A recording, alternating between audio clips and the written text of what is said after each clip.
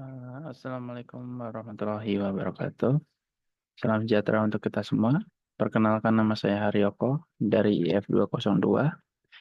Pada kesempatan ini saya akan menjelaskan tentang mata kuliah kalkulus, di mana kita akan menjelaskan ya soal-soal dari Bu Ira sebagai dosen kalkulus. Beliau sudah memberikan beberapa soal, yaitu berupa fungsi. Nah, kita lihat dulu fungsi di sini yang diberikan adalah fungsi dari fx dan fungsi dari gx. Nah, kita analisa. Keduanya ini merupakan fungsi dengan bentuk polinom.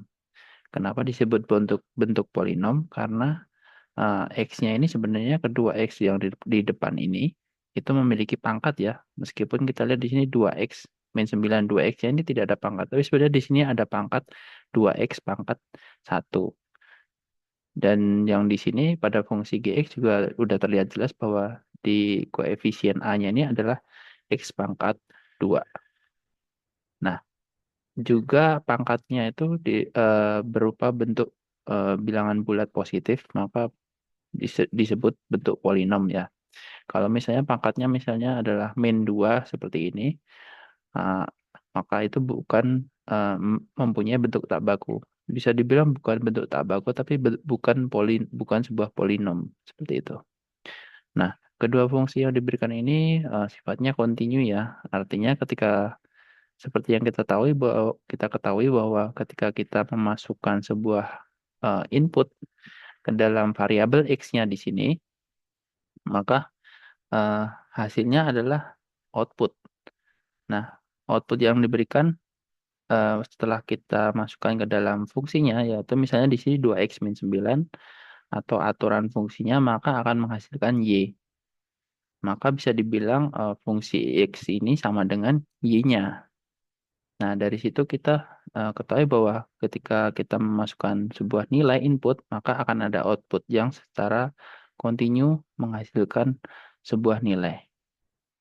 Nah, namun di sini kita lihat kedua fungsi di sini itu memiliki jenis fungsi yang beda.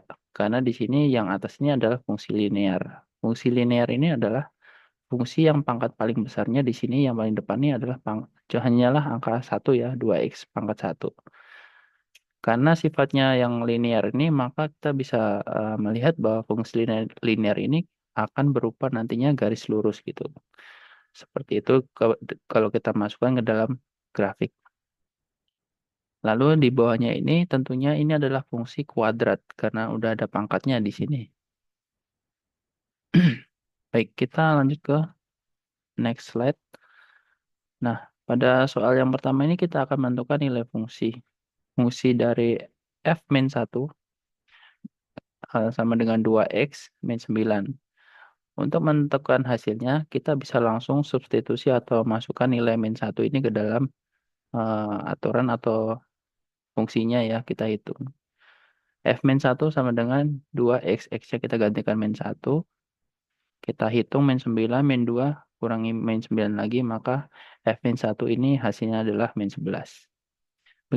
Begitu juga dengan G, fungsi G2, kita masukkan saja ke sini, maka akan menghasilkan G dengan variabel 2 ini adalah min 1. Kalau mungkin ada yang bertanya-tanya, mungkin bagaimana kalau fungsi ini kita faktorkan gitu. Nah, bisa saja, karena sebenarnya bisa kita memang faktorisasi terlebih dahulu. Hasilnya pun tetap akan sama ya, di mana kalau kita pecah x kuadrat min 4x plus 3 ini adalah sama dengan x min 1 dikali x min 3. Kita masukkan nilai variabel x sama dengan 2-nya tadi ke dalam sini, x-nya, maka juga akan tetap menghasilkan nilai yang sama, yaitu min 1. Baik, lalu kita menuju ke limit fungsi. Limit fungsi ini berarti limit itu berguna atau digunakan untuk mengetahui nilai yang didekati oleh suatu fungsi ketika variabel x mendekati nilai tertentu. Lebih mudahnya bisa saya singkat sendiri, ketika limit ini bertujuan untuk mengetahui kemana sih arah fungsi ini akan menuju kemana gitu ketika eh, atau fungsi ini akan menuju atau menentukan nilai apa sih ketika X-nya ini kita eh, isi dengan nilai tertentu seperti itu ya. Baik, yang pertama ada nilai soal limit fx sama dengan 2x min 9 dengan x menuju ke mendekati angka 1. Nah, kita masukkan saja nilai 1 ini ke dalam fungsinya. Maka ketika kita hitung, hasilnya adalah nilai limit fx di mana x mendekati angka 1 ini hasilnya adalah min 7. Begitu juga dengan soal B, kita lakukan hal yang sama juga. Hasil dari x yang mendekati 3 ke dalam fungsi limit limit g x ini adalah 0 hasilnya ya. Bisa juga kita pecah seperti atau faktorisasi terlebih dahulu seperti tadi, bisa juga ya. Kemudian next slide-nya. Nah, kita sekarang membicarakan tentang grafik fungsi ya. Nah, seperti yang kita ketahui, nilai x ini adalah variabel. Yang mana di sini 2x min 9 ini adalah aturan dari fungsinya. Ketika inputnya di sini, x ini, kita masukkan sebuah nilai, dan kita proses di sini, maka akan menghasilkan y. Maka ya yang seperti saya bilang tadi, fx ini sama dengan y. Ketika ketika x bertemu dengan y, maka akan menghasilkan koordinat atau titik-titik. Nah, koordinat titik tadi kalau kita gambarkan ke dalam grafik, maka bentuk fungsi tersebut akan terlihat seperti garis. Oke, kita contohkan dengan mulainya dengan memasukkan variabel variabel x ini dengan bilangan bulat seperti yang saya contohkan di sini. Di sini adalah 0, 1 sampai angka 5. Ketika kita masukkan variabel x-nya dengan 0, maka dia hasilnya adalah min 9. 0 dan min 9 ini akan memberikan sebuah titik. Kita lanjutkan lagi dengan bilangan yang lain, maka ketika yang terakhir adalah ketika masukkan nilai input 5, maka y-nya adalah 1. Saya perjelas lagi di sini. Nah, kita contohkan nilai-nilai koordinat tadi, kita masukkan ke dalam grafik. Misalnya ini adalah 0,9, berarti 0 karena positifnya ke bawah, maka min 9 di sini titik pertamanya. Kemudian 1 min 7, berarti 1, min 7 adalah x, ikuti x-nya dulu. Lalu kemudian ke bawah min 7. Dan seterusnya sampai yang terakhir adalah 5,1. Ini 5 dan y-nya yang ke atas ya, yang positif 1. Ketika kita hubungkan, dia akan membentuk garis lurus. Nah, seperti yang saya bilang tadi bahwa di sini dia adalah fungsi linear, maka akan membentuk garis lurus. Kemudian soal yang B, di mana fungsi gx ini adalah fungsi kuadrat, kita bisa hitung juga dengan memasukkan bilangan-bilangan seperti tadi ya. Maka akan membentuk sebuah koordinat-koordinat kembali. Nah, maaf. Kemudian karena ini bentuk fungsi kuadrat, maka tentunya dia tidak akan membentuk sebuah garis lurus ya, tetapi sebuah bentuk seperti parabola.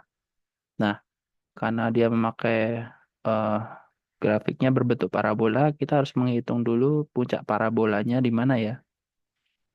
Kita lihat puncak parabola ini bisa kita hitung dengan menggunakan rumus yaitu X sama dengan min B per 2A. Di mana seperti yang kita ketahui, X kuadrat ini adalah koefisien dari A-nya. Berarti A-nya ini adalah 1 ya. Depan X ini ada angka 1 sebenarnya, tapi karena tidak kita perlihatkan hanya X kuadrat itu sudah cukup, maka dia tulisannya di sini, maka tulisannya kita biasa cuma X saja. Tapi sebenarnya di sini ada angka 1. Nah, 2A berarti bisa kita gantikan dengan angka 1. Kemudian B, B di sini adalah koefisien B, di mana di sini B-nya adalah min 4. Dan 3 ini adalah konstantanya ya, yaitu C-nya. Nah, B-nya karena rumusnya min B, maka min 4 nih, min dalam kurung min 4 menjadi positif. Bisa kita bagikan langsung ke 2, 4 bagi 2, hasilnya X-nya adalah 2. Nah, ini baru kita temukan X-nya ya. Kemudian cara menemukan Y-nya, kita masukkan kembali nilai 2, nilai 2 ini ke dalam fungsi ini tadi. Maka dia akan menjadi 2 kuadrat min 4 kalikan 2 ditambah 3. Maka hasilnya adalah min 1. Seperti itu. Sebenarnya ada cara yang simpel ya, karena ini angka di grafiknya ini adalah bilangan bulat. Nah, contohnya seperti ini. Kita lihat seperti yang kita ketahui parabola itu bentuknya simetris. Nah, kita lihat di sini nilai Y di sini. Pada hasil-hasil koordinat di sini ada nilai Y-nya yang sama. Misalnya 0,3 dengan 4,3. Nah, nilai belakang ini sama kan? Kemudian kita lihat lagi yang lebih ke dalam. Nilai Y-nya yang di baris kedua ini 1,0 sama dengan yang di baris keempat ini 3,0.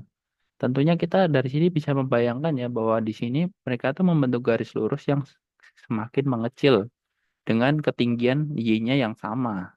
Nah, kita bisa memperkirakan juga misalnya ini 0 sampai 4, berarti kita bisa tahu tengah-tengahnya di mana. Misalnya 0 ke 4, 1, 2, 3, 4. Nah, berarti antara 2 berarti sebagai nilai tengah. Atau kita lihat di bawahnya ini ada 1 dengan 1,0 dengan 3,0. Berarti antara 1 dengan 3 ini ada nilai X di tengahnya yaitu 2.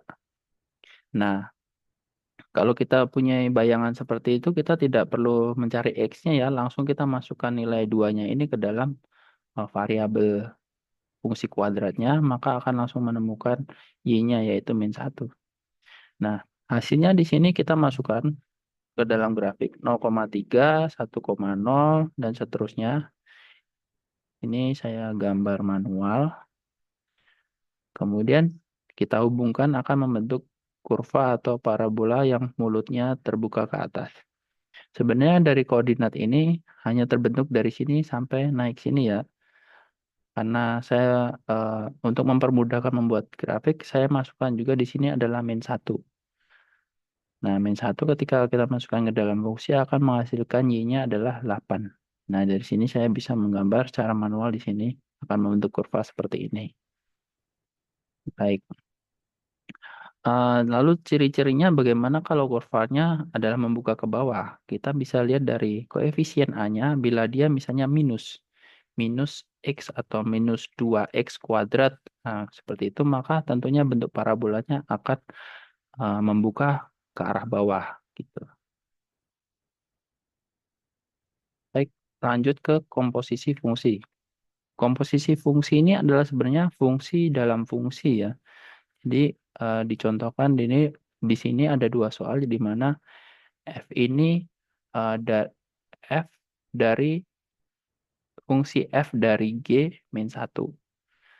Nah, cara menghitungnya gimana? Karena fungsi G ini adalah fungsi yang paling dalam atau fungsi yang pertama dari atau kulit yang paling intinya, maka kita kerjakan dulu G min 1-nya ya. Di mana G min 1 tadi, fungsi G min 1 tadi adalah X kuadrat min 4X ditambah 3. Kita langsung masukkan atau substitusikan langsung nilai min 1 tadi ke dalam nilai X. Dan kita hitung, maka hasilnya adalah G min 1 sama dengan 8. Nah, nilai 8 ini kita masukkan ke dalam fungsi F. Fungsi F-nya tadi adalah 2X min 9. Maka kita hitung 2 kali 8 dikurangi 9, hasilnya adalah 7. Jadi fungsi F dari G min 1 hasilnya adalah 7.